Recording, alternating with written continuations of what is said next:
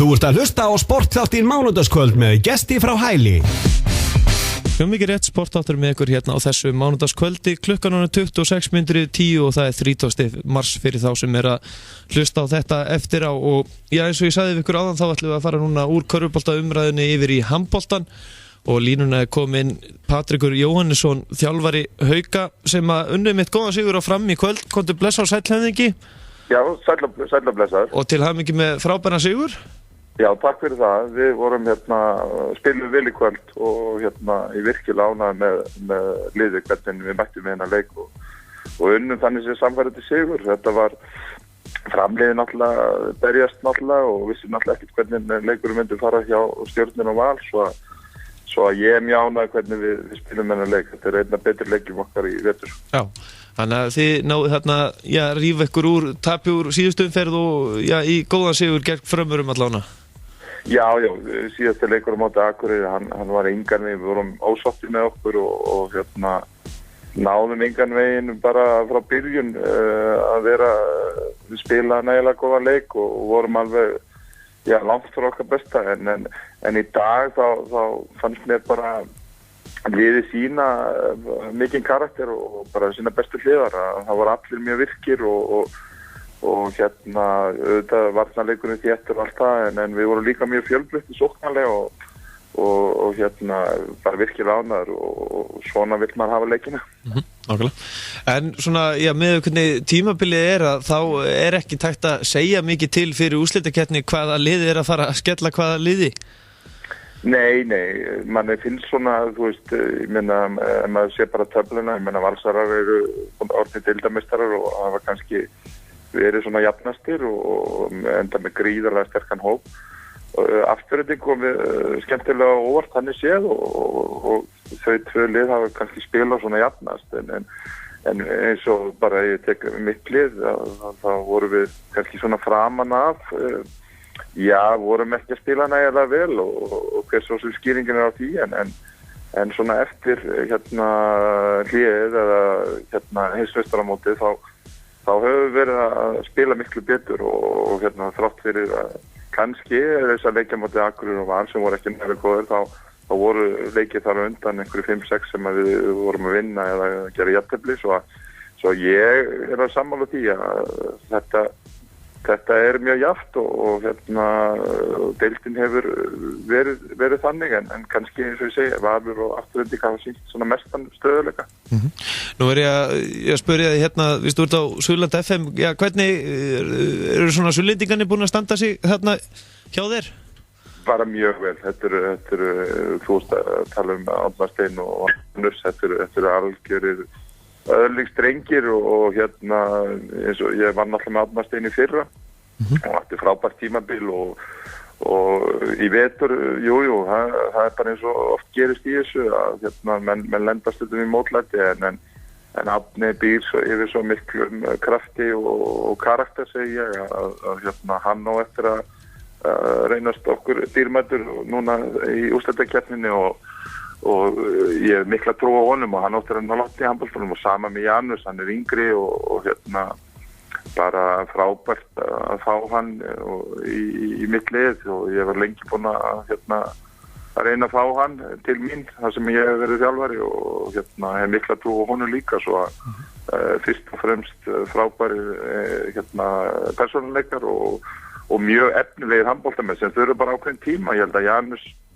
hann nær að bæta sig líkamlega og haldast svona heill. Hann var óheppinn að koma inn í undirbúningin svona, hann meiddist þarna á hné og þurfti að fara í aðgerð og ég held að hann eftir að verða okkar framtíðar miðjumaður í íslenska landsliðinu.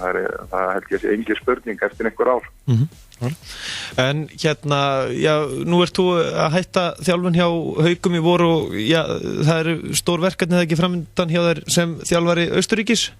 Jú, það er það sem að þetta hefur nú gengið mjög vel hjá mér að sameina þetta með þjálfum félagsliðs og Hauka og Austurríki en núna eftir síðasta haust þá gerði ég nýjan mjög langan samning við Austurríki og það svona, þú veist, ég var að vonast til þess að þetta myndi áfram gangu upp en síðan þegar ég fór yfir tímaplanið og það svona ástæður, við erum að fara að setja á lakirna B-landslið sem ég mun einhver leiti koma líka að og síðan það líka þannig að það svona ákveðin kynslóðaskipti, það eldri leikmenn að hætta og við ætlum svona að reyna að æfa meira, að fá landsliðsmenn oftar saman, þá sem að spila í Austurríki, það erfitt að eiga við þá sem í Þýskalandi, en það bara meiri tími og ég bara þannig, ef ég næ ekki að gera hlutina, ef ég sé fram á það, ég hef ekki tíma til þess að gera það 100% eins og ég hef alltaf haft núna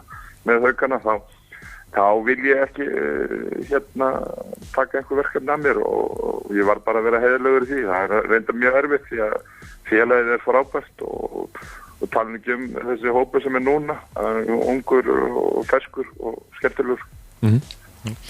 En svona nú bara innumferð í Ólisdeild karla eftir, hún fer fram núna næstkomandi 5. dag og það sem að þið fá HK í heimsókn og það lítur allt út fyrir stöðutöfluna ef þið myndu vinna HK og ef það myndi standa í stað þá þið bara strax Hafnarfjarðarslagur hérna í 8. úrslitum.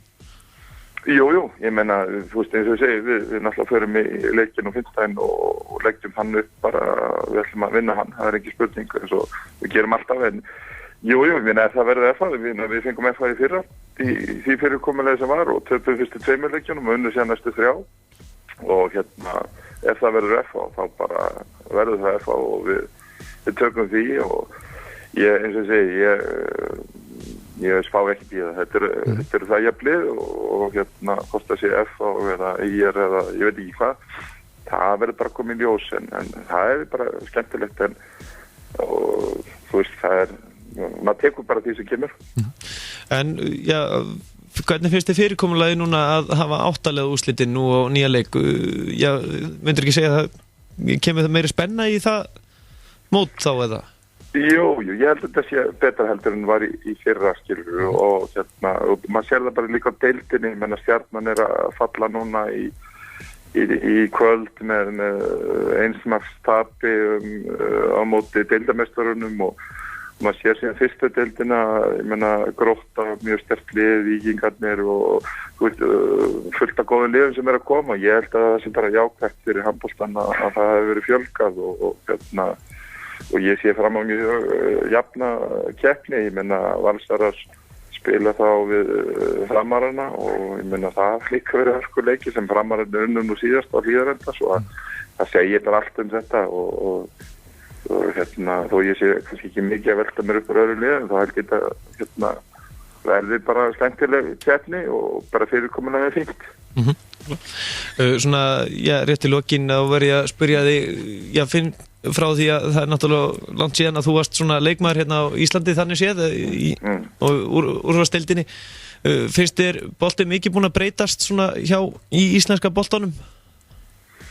Já, sko, þegar ég var að spila sjálf þá var náttúrulega meira kannski erlenda leikmenn og þá kannski nú maður ekki gleyma því að það náttúrulega mikið á okkar bestu handboltahandboltsmenn, þeir náttúrulega erlendis og það fleiri sem út að spila og en það náttúrulega bara kannski kostur líka að það náttúrulega fá yngri menn fyrir tækifærin og að sína sig en jú, ég meina boltinn, þú veist, í gamla dag það voru oft ágætis ár en líka inn á milli kannski ekkert sérstök en mér finnst það bara fínt, ég að berjast fyrir í Austurríki að liðin þar treysta á Austurríkis strákarna og leiði þeim að spila sig, ekki alltaf að kaupa sér leikmenn og ég bara það mikil handbolta svona áhugamaður og vil bara að handboltin verði áfram og þetta fyrir liðin áfram og ég held að sé verið að vinna gott starf hjá flestum liðum og yngri flokkastarf í mörgum liðum mjög gott með færa þjálfara svo en auðvitað þurfum við alltaf að vera vakandi og handboltin frábær íþrótt og við þurfum bara áfram að huga vel að henni. Já, nákvæmlega. Patrikur, kannski svona rétt í lokin áður en ég sleppi þér hérna með svona íslenska landslið svona horfurnar á framtíðina þar. Nú hefur náttúrulega verið hérna á Íslandi að þjálfa. Hvernig svona líst þér á svona þessa ungu leikmenni? Já, þeir eftir að, erum við að fara að sjá einhverja silfurstráka aftur á nýjan leik? Jú, ég held að sé nú við, þú veist, auðvitað kom alltaf tímabil sem erfið og alltaf, við erum búin að vera með reynslu mikið landslið og hérna, en ofta hefur verið þannig að við höfum hugsað að það verið erfitt þeir sem koma eftir. Ég held að ef við höldum áfram þeir sem eru að vinna í þessum handbolta þá kom alltaf handboltamenn og ég held að sé nóg að þeim og jú, landsliðið auðvitað er þetta alltaf spurning líka sko eins og við í Austurríki erum að reyna að gera með B-landslið þó við höfum kannski ekki alveg kannski eins mikið úrvala handboltamönnum hérna í Íslandi. Þá heldur þessi líka spurningu bara skipulega hjá sambandinu að bjóða upp á það að þeir sem eru hérna heima þeir fá kannski fleiri verkefni og svo stökki verið kannski ekki eins hátt þegar þeir þurfa síðan að fara í annarslið og jú, ég er bara bjartsýnn á handboltan. Ég segi að það kom alltaf nýjir og maður er að sjá það bara í deildinni að það kom alltaf nýjir leikmenn og ég held að íslensku handbolti verði alltaf góður. Herru, nú sást til þín hérna í handboltalið Íslands á dögunum og þá kom fram að þú hefði litað á þér hárið gult með KA-liðinu á sínu tíma og þú ert vist búin að halda sömu greiðslu eftir þann leik. Hvernig er það? Já, jú, það er rétt ég ætlaði að lita hárið einhverjum KA-litum eitthvað svona að klúðraðist og síðan bara var ég að taka það af og hef bara ekki skipt stíl síðan og sérkjala satt það. Nákvæmlega, það var allan að þekkjanlegur. Ég þekkja það, nákvæmlega. Patrik Jónsson, þakka þér kærlega fyrir og gangi ykkur vel það sem eftir er leiktíðar og gangi þér vel með austurríska landsliðið. Takk kærlega, gaman að heyri þess. Ok, bless. Já, fara ekki langt, hlusti góður. Við höldum áfram aðeins í handboltanum. Það er náttúrulega, var næst síðasta umfyrir sem fóð fram í kvöld og svo er náttúrulega loka umfyrin í Ólisteild kvenna og svo kveði ég ykkur hérna klukkan slaginu 11 í kvöld. Bestu þangað til, ekki fara langt.